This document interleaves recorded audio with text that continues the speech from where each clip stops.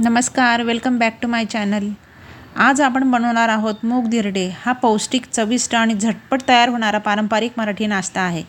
तर त्यासाठी सर्वप्रथम मी ही हिरवे मूग 1.5 वाटी घेतले आणि अर्धा वाटी तांदूळ हे रात्री मी भिजत ठेवले होते आणि आता सकाळी स्वच्छ 2-3 पाण्याने धुवून मी आता मिक्सरच्या भांड्यात आता ग्राइंड करून घेणार आहे।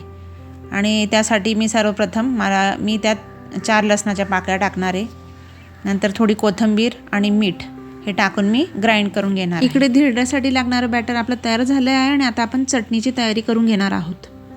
चला, आता चटणी करण्यासाठी मी प्रथम मिक्सरच्या भांड्यामध्ये ओल्या नारळाचे काप घेतलेत, त्यानंतर 4 लसणाच्या पाकळ्या, 1 हिरवी मिरची, नंतर कोथिंबीर, कढीपत्ता, चवीपुरता मीठ, थोडे शेंगदाणे, साखर घेतली आणि 1 चमचा दही घालणार आहे आणि त्यानंतर थोडंसं पाणी घालून मी हे मिश्रण वाटून घेणार आहे।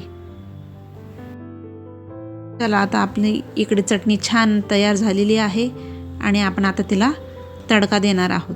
तर इथं सर्वप्रथम मी छोट्याशा तडका पॅनमध्ये मी थोडंसं तेल घेऊन मी आता सर्वप्रथम मोहरी टाकून घेणार आहे। ती चांगली तडतडली की मस्त कढीपत्ता घालणार आहोत आणि ते आता आपण या चटणीमध्ये घालणार आहोत। ही चटणी आपली तयार झालेली आहे।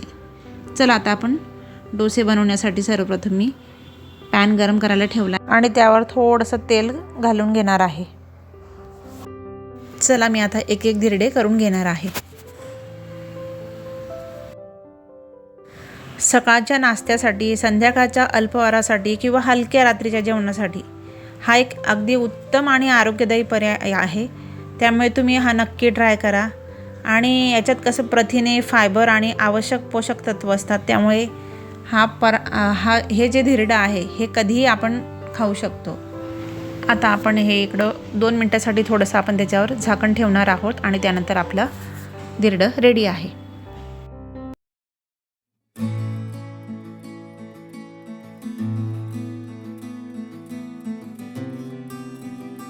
आता झाकण काढून मी धिरडं पलटून घेतलेलं आहे। ह्या धिरड्याला अजून थोडं पौष्टिक बनवण्यासाठी मी त्यात थोडंसं पनीर किसून घेणार आहे।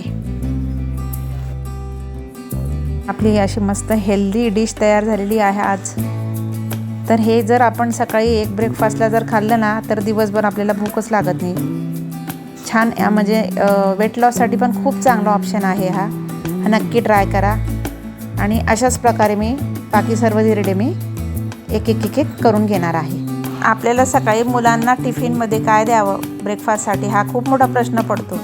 तर हे मुगाचे धिरडे हे अतिशय उत्तम ऑप्शन आहे आणि माझ्या मुलाला मी हे धिरडं टिफिनमध्ये त्याला आठवड्यातून एकदा देते। चला, तर आपलं मुगाचे धिरडे आणि चटणी तयार झालेली आहे। रेसिपी कशी वाटली ते कमेंटमध्ये तुम्ही सांगा। तुमच्या किचनमध्ये ही रेसिपी नक्की ट्राय करा आणि व्हिडिओ आवडला असेल तर लाईक, शेअर आणि सबस्क्राईब करा।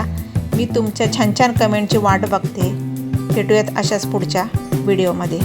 आणि हो, अजून कुठल्या नवीन रेसिपी तुम्हाला पाहायला आवडतील ते कमेंट करून सांगा। धन्यवाद। Thanks for watching.